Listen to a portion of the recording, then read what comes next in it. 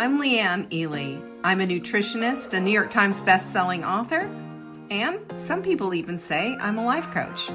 I started the Daily Dish Show to share my story, my truth, and my journey to vibrancy, and to inspire others to do the same. Because it's all about grit, perseverance, and finding a way despite the odds. It's about embracing the whole woman, not just the parts that are easy to love, and feeding her heart, mind, body, and soul. But I found that this isn't just my story, it's your story too. It's go time. This is the Daily Dish.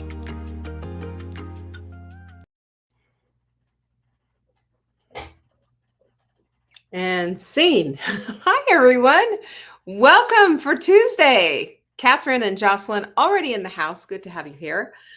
This is our live show. We do it once a week. It's on a Tuesday. And if you are here, well, you got the memo. Thank you so much for showing up. I appreciate you.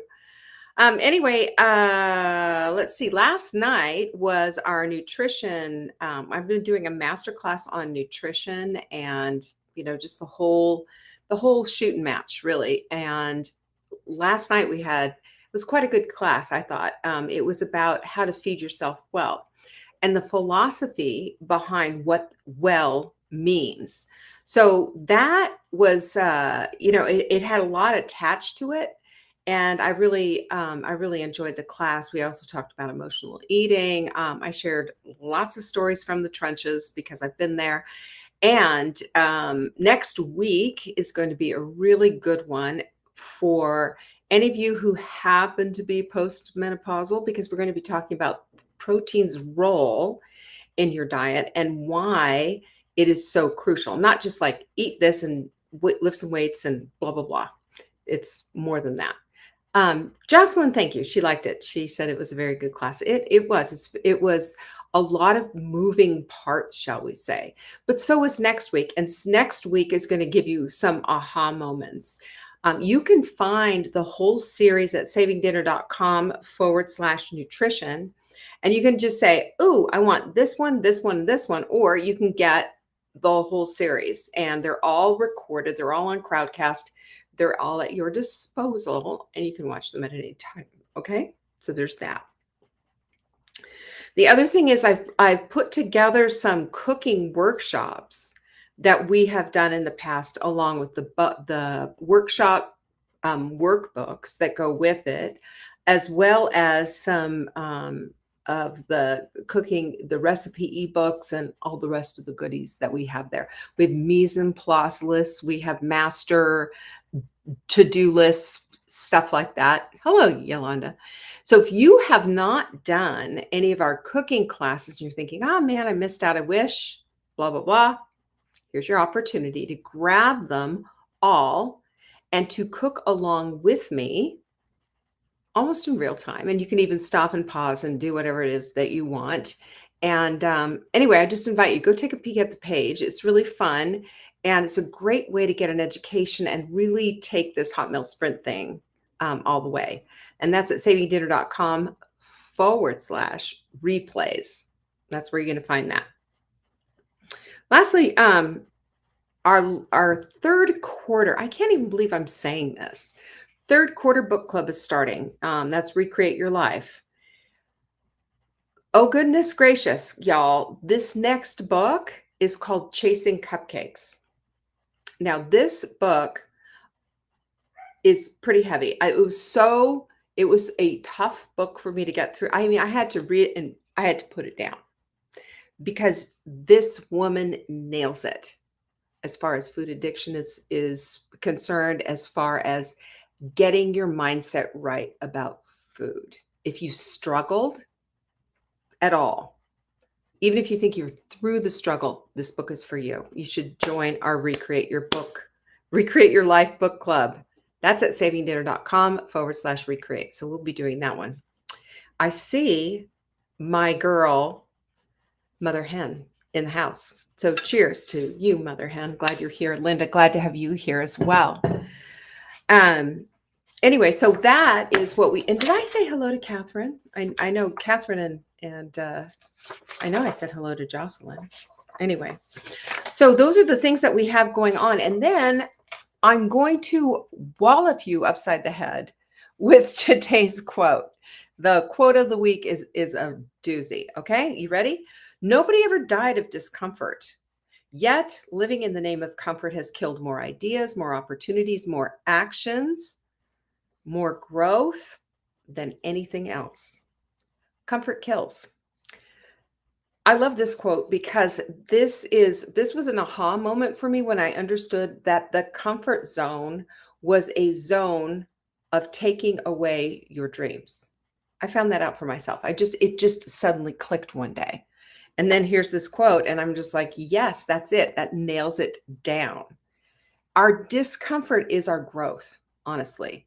Doing something that's beyond what we think we can do, making ourselves do it anyway, is how we calm down the amygdala and train our prefrontal cortex to take over.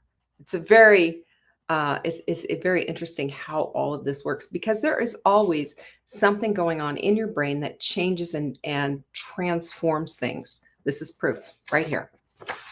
Okay. Speaking of that, you know what we haven't talked about in a long, long time? You'll take a second one. Good. Thanks, Catherine. Hello, Catherine. Here's your third one. Today we're going to be talking about fear. And we haven't talked about fear in a long time. I did a while back, I'm going to say probably 3 years ago, I did a full bloom workshop about fear and how fear robs us essentially of the vibrant lives that we want to live. But I think we need to dig into it a little bit more today. I think we need to look at it because we need to understand that fear is a habit and not a personality trait. And a lot of us think that we're just fearful and that's just the way we are. That's how we're wired. That's just the way it works. And it's just not. And I want to talk about that because it's a lie. And so many women believe this lie for generations. It's passed down mother to daughter, mother to daughter. Ooh, we got to be scared. We need to be scared of this. This is the boogeyman. This is the way all of this works. But especially as we age, we take this stuff with us. And sometimes we add a little something to make it grow and make it a little bit worse. And it's just, why are we doing that? Hi, Jeanette. Jeanette's in the house too.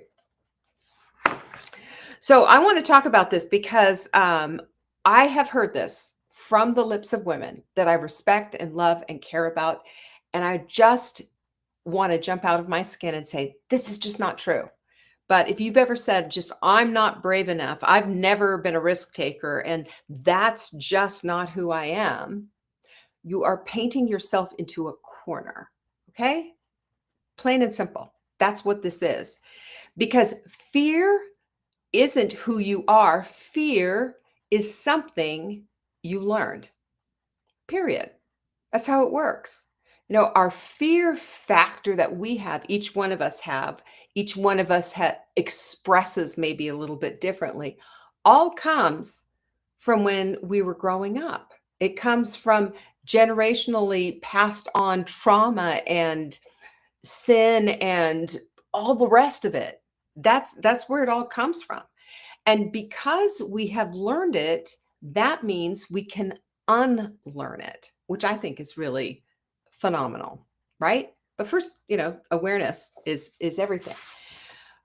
But if we understand, this is how psychologists look at it. If we understand that fear operates like a habit loop, more than a personality trait, by the way, way more so. It might ding you in your personality. It might color your personality, as it were, but it's like a habit loop and it's wired into your brain through repetition. You understand that? We say it over and over and over again. And, they give you the example oftentimes of how a child got scared by a dog and later on in life is still very fearful of dogs, and it's gotten worse and worse and worse. But that's from the repetition of having the earlier traumatic event happen, and that fear has stayed with that person and has actually grown and has become worse. And But when this stuff is reinforced in our brain, like, yes, dogs are bad. This is what I've seen. Dogs are bad. Dogs are bad. So we act scared. We act fearful, and they're reinforced by that fear reinforces this, even if the dog is no threat at all. And it keeps pushing us back. And sometimes, leave the dog analogy aside here for a minute, but sometimes we will have our fear will be disguised as logic or just being careful or not ready. Those are some of the words that we use, by the way. And those are words to keep back what it is that you really do want or you're afraid to follow up after. Okay? So, if we understand that, then we know that there's a voice in our head that says, "Oh, you're just not brave," right? And I want you to know that that voice in your head that is saying that is not your tuition, it is your conditioning. It is not your intuition saying, "Oh, don't do that." Well, my intuition is telling. No, it's not. It's your conditioning that has done this to you and kept you apart from the things that you actually want. Fear can be huge. Fear can be uh, overwhelming, over consuming, overarching, and just absolutely be the lens in which you see the entire world. Now, I'm not saying that that's you, that's not me, but it's something that happens to us simply because of our conditioning, simply because of the generational stuff that we've been raised with, all of that. And it puts us in this place of a loop. I like looking at things through that lens of loops because we can see it and we can see the pattern. And that's exactly what this is about. Here's my girl, Carol from Asheville. Anyway, there's science involved in this. Of course, you knew I was going to bring that up, right? It's in the wiring of your brain. It's not in your DNA, by the way, which is good news. So if we understand that this is a biological response, fear is a biological response triggered by our amygdala, the fear center of our brain. And it's an emotional alarm system, really, because your brain is just going red alert, but it's that one part of your brain. It's not your entire brain, by the way. The problem is that our prefrontal cortex does not get involved and just sits there and just says, okay, I'm just going to, I'm going to cool it while the amygdala goes bonkers here. This is the amygdala's department. When we go to another part of our brain, into the prefrontal cortex, and we say no to the amygdala, suddenly our amygdala or our prefrontal cortex needs to start working and needs to start engaging. So we need to that's what we need to be doing, is engaging our prefrontal cortex. This is the place where we think.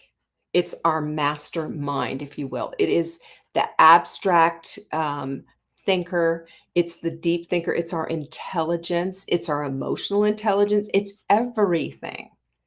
But this knee-jerk reaction amygdala, fear-centered stuff, will hijack your entire brain if we let it. But if we are aware that this is what's happening inside of our brain, we can say, hold the phone here.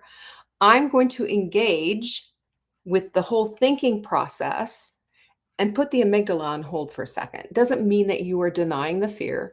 It just means that you're giving your amygdala a moment to cool down and you a minute to engage in the part of your head that is going to give you the upper hand, so to speak. So the other thing that the amygdala does, if it's allowed to have its way, is that it hijacks your nervous system and you go into fight or flight or freeze mode. Anybody ever done that one? I sure have. And you know what that does? That just, it upsets your entire body's chemistry. Now we're in this place where not only are we not thinking, but our body's chemical reactions are going pew, pew, pew. It's like the 4th of July going off inside of our bodies. This is how we respond to fear. So where what happens too with for a lot of people is they will do this whole avoidance thing. And if we avoid having to go into that fear factor and keep that all down and just kind of pat it down and just say, oh, we're just not even going to go there. We're just going to stay back because this is what it is. And not even without the chemical reaction and all of that other kind of stuff. Your brain learns this is how we say stay safe. And so that's all we're going to do. We're not going to go to this thinking part of it. And we're just going to go ahead and have this underlying basically inflammatory nervous system reaction. And that's how we're going to live in just sort of a mild mannered fight or flight, in just this kind of induced coma, if you will, of low grade fear. And that completely sucks because it still has hijacked your body. You might have like the big 4th of July chemical reaction going on, but you still have the stuff going on, and it's still creating taking a foothold, if you will, on your life and on what it is that you want. And you know what science calls that? Neuroscience. They call it reinforcement learning. And it's the same kind of principle that's behind habitual nail biting, for example, or procrastination. Avoid the scary thing. Do something else instead. Doom scroll, feel instant relief, rinse and repeat. There's your loop. All the while you're churning up these chemicals. And while it might not seem like, a bear is hunting you, it's all going on in a low grade fashion. And it's wreaking havoc on your health, on your well-being, on your mental health. And it's a hijack of your life. So what I want to say to you right now, though, is understand this is not because you are unbrave. This is because maybe you're running an outdated program. Maybe you were afraid of a dog when you were 3 or 4 years old, and you're still afraid of a dog, and it doesn't make sense anymore. It's time to really revisit things. So if we understand that fear then is a loop and not a wall, by the way, we can take a look at what the fear loop is. So the number one thing is that happens is there's a trigger. There's always a trigger. And maybe it's a memory or a situation that bring on this threat in your mind, in your amygdala. Maybe it's like something like rejection or failure or embarrassment, or it could be a response. Somebody's asking you something and all of a sudden you just go, freeze. You avoid it. And maybe you say no, maybe you stay quiet. Maybe you delay and say, I'll let you know tomorrow. But what is going on here is that you do not want to give a response out of fear. And then the reward is that your brain feels this temporary relief. You're like, phew, we got out of that one, kind of a deal. And your brain likes that because your brain's job is to keep you safe. That's your amygdala's job, is to keep you safe. There's other parts of your brain doing a lot of other things, as you well know. But your amygdala is going to try to hijack everything unless you are aware that this is indeed what's going on. This is why it is so crucial that we understand how our brains work, because then we have an opportunity to get in there and do something different. So that moment of relief trains your brain then to repeat the behavior for the next time. And we need to understand that relief isn't growth. That relief isn't going to give us the dream life that we want to live. It's not going to equate to vibrancy. It's just going to equate to a very quiet little corner life that we're living, right? Nobody puts baby in a corner, but sometimes baby puts baby in a corner. That's what this is about. But one thing I thought was kind of interesting, and I did a little dive on this, is bravery versus courage. What is the difference between the two of them? Have you ever wondered that? I have. So I'm going to tell you about it. Bravery is kind of an instinctual thing. It's running into the fire without even thinking so that you can grab the baby. While courage is intentional.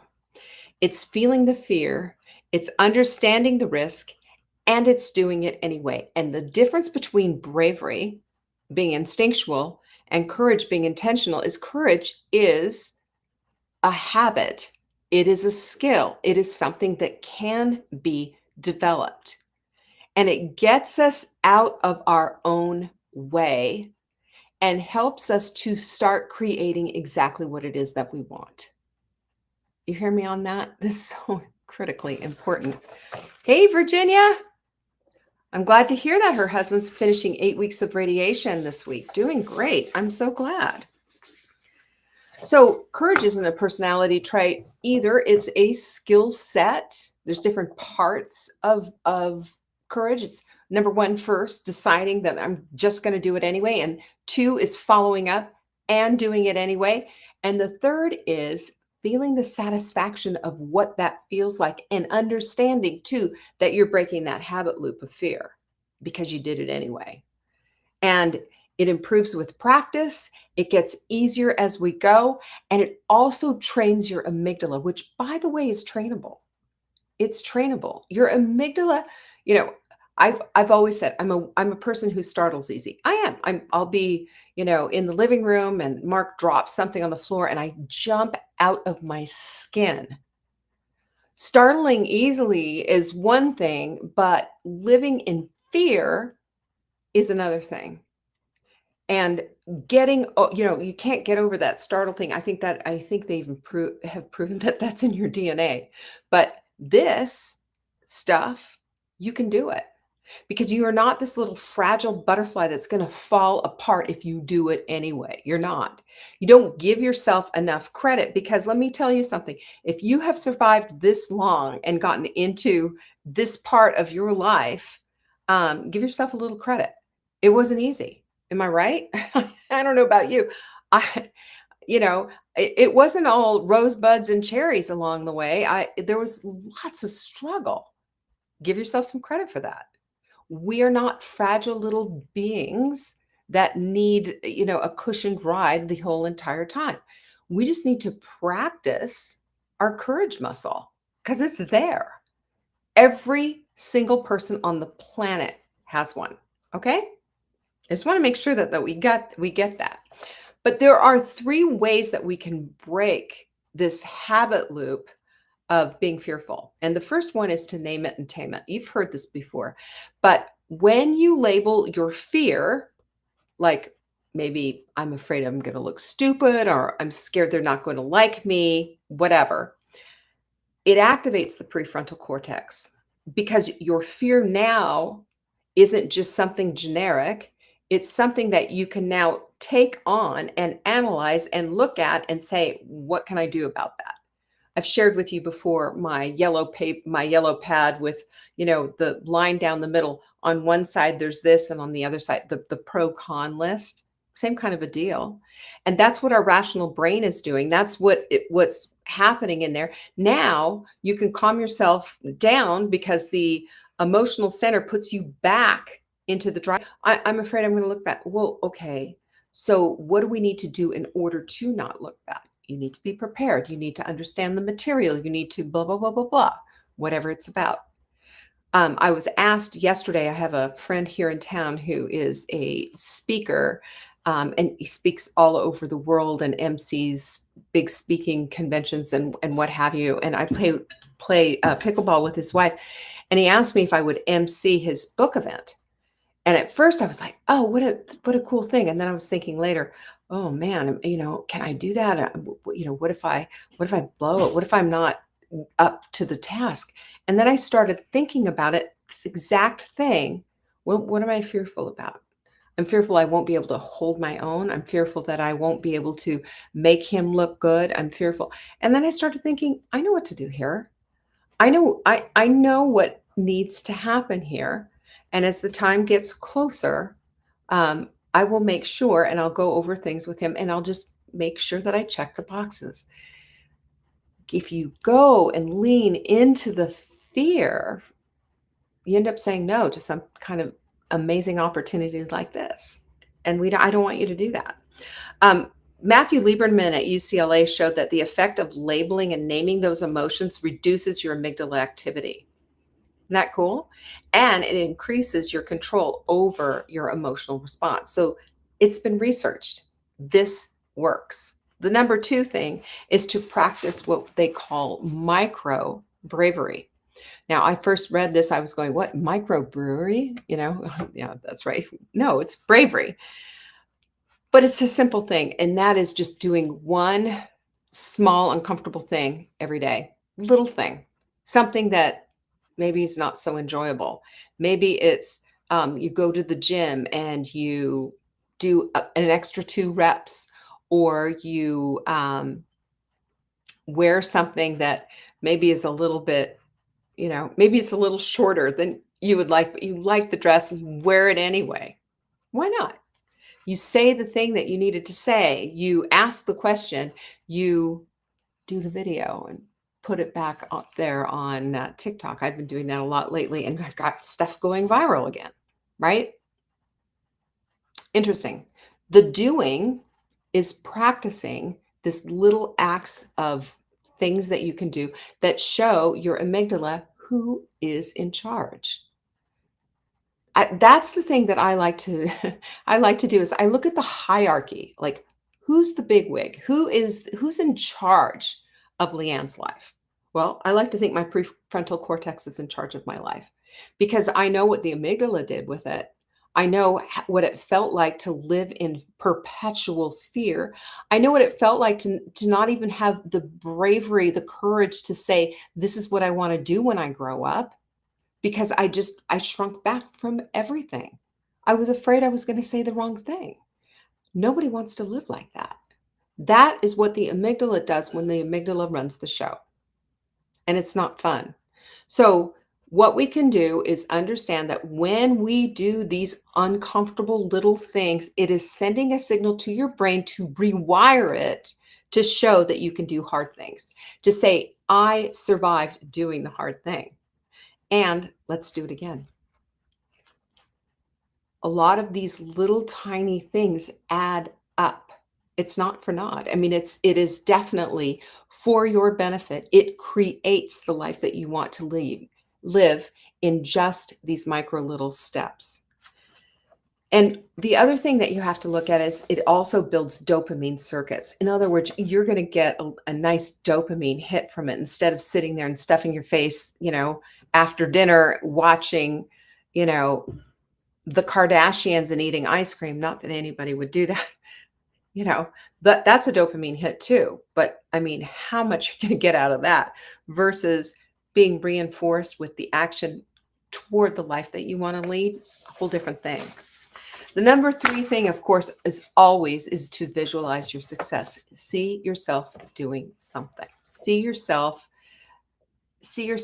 winning, and stop catastrophizing, for heaven's sakes. How often have we said that? How often? I like to, well, there's 2 things, and you know these if you've hung out with me enough, is I like to say, can you imagine what it would be like if blah, blah, blah happened? All good. But you can also use that in a catastrophe kind of, can you imagine if you did this and then everything exploded and your life is just left in tatters and ruins and it's awful. Everybody left you and there you are living, under a freeway. Come on. We have the opportunity to change the narrative by changing what it is that we see, by changing what it is that could be. And understand, and this, that your brain cannot tell the difference between the imagined and real success. We've proven that with the concert pianist. The brain couldn't tell if he was playing the desk or the keyboard, right? It fired off the same. So when you use functional imagery training, that's what this is called, by the way, and it's from the Psychology of Sport and Exercise. And they've shown how athletes use this to their benefit. Michael Phelps, he saw himself hitting that edge of the pool and he saw his fingertips hitting the edge of the pool before anybody else's did. And he did it. How many times? How many medals did he win? Um, it's shown to improve increased performance and key reduce anxiety as well about it, which is just awesome. And I used that today when I was playing pickleball. We had 16 players, 4 courts, and we choose a card and you advance, you go to whatever court that you're supposed to be on. Well, I was on court 1, and that's the court you're trying to get to. And I stayed there the entire time. I won every single game. This has never happened before for me, ever. Every single one. But that's what it was. It was, for me, I was rehearsing winning each time. And it was each point and each time I hit the ball and each placement and studying the court and watching how everybody played and responding because of that. This is how we're supposed to do our lives, guys. This is how it's supposed to happen. So we don't want to rehearse disaster. That's what most of us do, by the way. We want to mentally rehearse what it feels like to win. We want to see ourselves speaking confident. We want to see ourselves hitting the ball confidently. We want to say yes to the opportunity, which will come because of the person that you are, because of this. And that's so cool, though. And there's emotion involved in that, and you just get really invested and emotional about this. Hi, Joey. It's good to see you. She loves talks on the amygdala. I do too, because, if we can train that darned amygdala, we have so much that we can do. It completely changes everything. It changes everything. So we have to understand then, courage is a muscle. Flex it.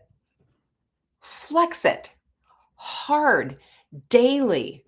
Do something uncomfortable. Do it in small doses. Do it in a quantum leap if you want, but do it. Because your amygdala is never going to give you permission. I promise it's not. It wants to keep you in fear. It wants to keep you small. And the more that we do this, the more we practice courage, the better we become at it. And you ready? It becomes our default instead of the amygdala screaming, "Don't do it." And the real secret is that you don't wait until that fear is gone. Because can I tell you another big secret? There is no such thing as eradicating fear, period. It's something that everyone lives with. But fear isn't the overwhelming beast that we think it is. I call it the fear fence. And if you think about a fence in your mind, think about Alcatraz with razor wire and electricity and blah, blah, blah. This is how most people see their fear. I see fear as a rickety fence that I can push down with my foot, boom, at any time. Because that raggedy fear has been with me for years and years and years. And I look at it and I say, okay, here you are again. And here I go again. And boom, I'm going to push it down because I'm going to use this instead. Because this has become my default. It doesn't mean that fear is not going to creep back in and I'm going to live a fearless life and by God, get out of my way. Here we are. No. It just means that I know the difference and I can feel the difference. My body reacts. The chemistry is different when I'm fearful. I wake up with a cold sore in my mouth. I wake up feeling like somebody's punched me. And I'm going, why is this happening? And then I look and I will do an assessment because my prefrontal cortex has been called on to analyze what the heck is going on here. You've been living in fear. You're fearful about this, Leanne. You're fearful about that. When I was going through all this stuff with Caroline, at the very, very beginning of everything, I was absolutely, I almost felt like I couldn't breathe. Fear can do that. But then when I made the decision that I have to live in courage, I have to go forward, I have to do the next thing, that's when the amygdala shut down and the prefrontal cortex was activated. Do it scared. Do it if your voice is shaking. Do it even if you've got tears running down your face. Do it. Fear doesn't hold a candle to you. It doesn't hold a candle to your courage. It doesn't hold a candle to your empathy. It doesn't hold a candle to your love. It doesn't hold a candle to the greatness of who you are and your worth, unless you let it. I want you to understand that while fear will never, ever fully disappear, your relationship to it can change. The way you see it can change. It's up to you. You hold the keys. You drive the car. This is your life. And I hope that taking another fresh look at fear has helped you to see maybe it's time to step into some more courage. Hope so. Anyway, thank you so much for joining me today. I appreciate all of you. And don't forget about the cooking classes if you are interested, because you get all the stuff that comes with it. That's at savingdinner.com/replays. The book club's coming up. That's at savingdinner.com/recreate. Chasing Cupcakes. Killer book. What's the last one that we have? What was the last one that we have, Jenny? I don't even remember. I don't even remember what we have, but it's fun. It's fun. It's happy. Oh, the nutrition classes. That's savingdinner.com/nutrition. Next week's going to be killer too. Love you all. Appreciate you greatly. Peace be with you. Bye-bye. Thank you for joining me today. You can find me on TikTok for daily tips to help support your most vibrant life. And remember, you are the author of your own story. Until next time.